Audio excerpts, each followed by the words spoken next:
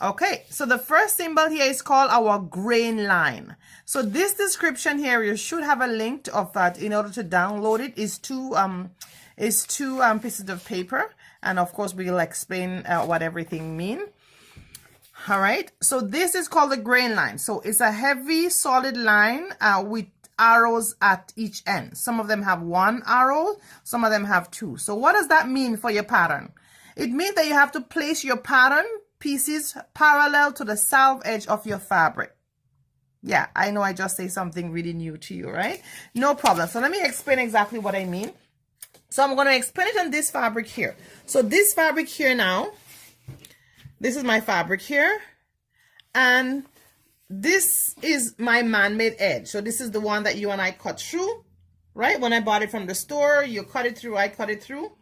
All right, this is our natural edge or man-made edge. Now this edge now is the edge that we came from the factory, right? So it's called our salve edge. So this is our salve edge here. So this edge here is our salve edge, right? And this is our man-made edge, and of course this is our salve edge here. Just making sure you can see that. This edge is called our salve edge. All right.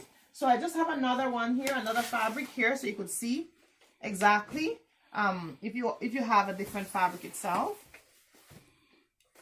All right, so this fabric now, this is the natural edge, right? And this edge here is called the salve edge. So there is a little bit difference here. So this is called the salve edge. So when you put in your fabric now, you want to put it parallel to your salve edge of your fabric. So I'm hoping that makes sense. The natural edge of the fabric and then the salve edge. And the salve edge usually is on both ends of the fabric itself. So I'm hoping that making sense here. Okay, so I'll put my fabric down here and I'll focus on this one. All right, so let's go. So I have my pattern piece here now. So again, this is only for demonstration to make sure that you understand. We are not doing any cutting. I'm just explaining it so you yourself would actually understand. Okay, so this is my pattern piece. Yeah. All right, and I have only one arrow, but this is called my grain line. So I am the one that labeled this, so it didn't write grain line, but this is called my grain line. So now that I understand what salve edge means and what the grain line means, so this is how I would set it up. So of course I'll just put my fabric like this. So in this case I double my fabric in two. Then I would take my pattern piece and I'm ready to measure. All right, so I'll take my pattern piece and maybe I'll put my pattern weights or my pins on my pattern piece to make sure it's stabilized. Then I'll take my tape measurement and I want to measure now the end of my grain line to the end of my salve edge. So you want to make sure it's parallel. So this is my salve edge, this is my grain line. They run pretty much in the same direction. So I would take my my tape measurement here and I would measure the end of my grain line to the end of my pattern piece. And in this case, I get 375, 3 3/4 inch. I will take a pin or I will take something to keep this heavy. Then I would go down to the end of my grain line here now and make sure that the end here is also the same 375. If it's not, no problem. I will just tilt it to make sure that it is 375. Okay, now 375 is not a standard. My pattern piece could be way over here, no problem. All right, so if my pattern piece is over here, I will still have to do the measurement there. So from here, say for instance I get 10 here, so guess what, it would also have to be 10 down here as well. So I'm just gonna make 10, I'm just gonna measure it down here so you could see as well. So it also 10 this way. So this end and this end is 10. It's parallel to my salve edge. So my grain line is parallel to my salve edge. And of course, as we go along, you would understand even more. Okay, so let's look at the next one we have here now. So the next one we have is called our fold bracket, or how I know it when I was when I just learned about it is the cotton fold.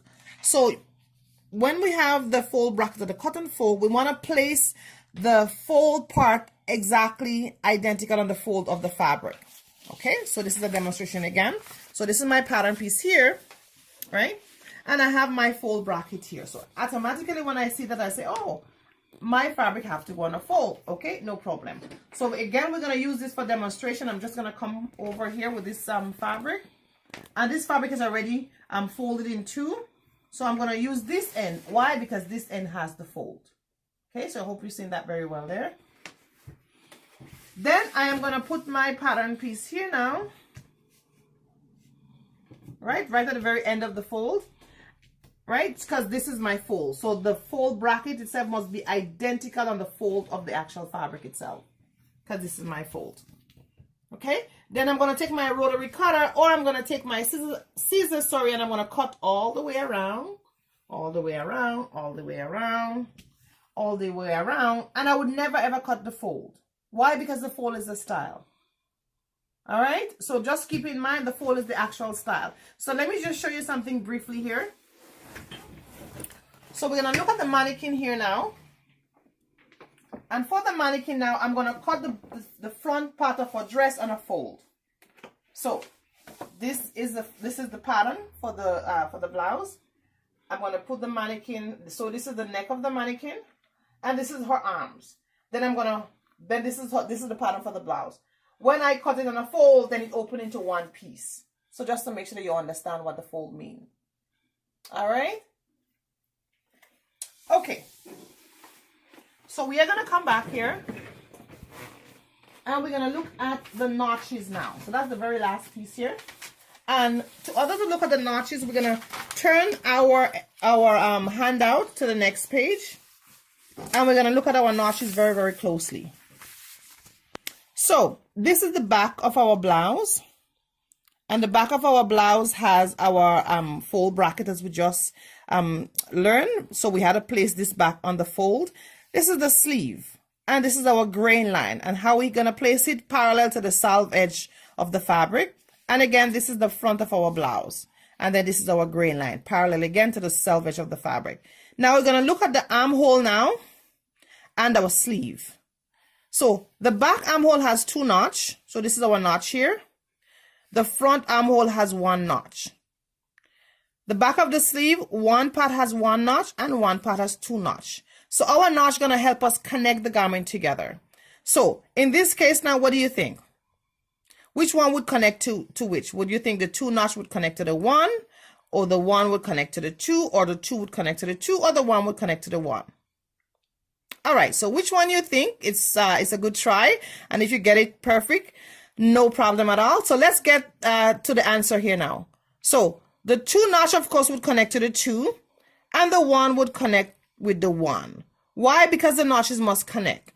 Rule of thumb, need to know the back always has more notches than the front. So if this was a test, you would know automatically. And the test, it says, okay, which is the back of the blouse, which is the front of the blouse? Look at the armhole and tell me based on the notches. You would see here two notches. You'll say, oh, this is the back. Why? Because the back always has more. This is the back because the back always has more. And of course, this is the front because the front has less. Okay, so I'm just going to show you one of my ready-to-wear pattern pieces here. We do have that on sale. You could either download it or request your printed pattern.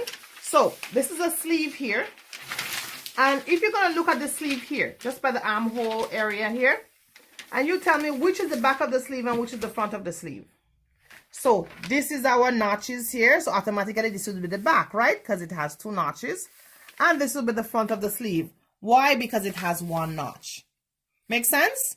All right. So you could go ahead and answer those questions. There's two questions here to answer. You could go ahead and answer those questions, which I think you would get it, of course, big time. So that's pretty much it for the symbols. That what we need for this class as we move along to the next lesson. So stay tuned.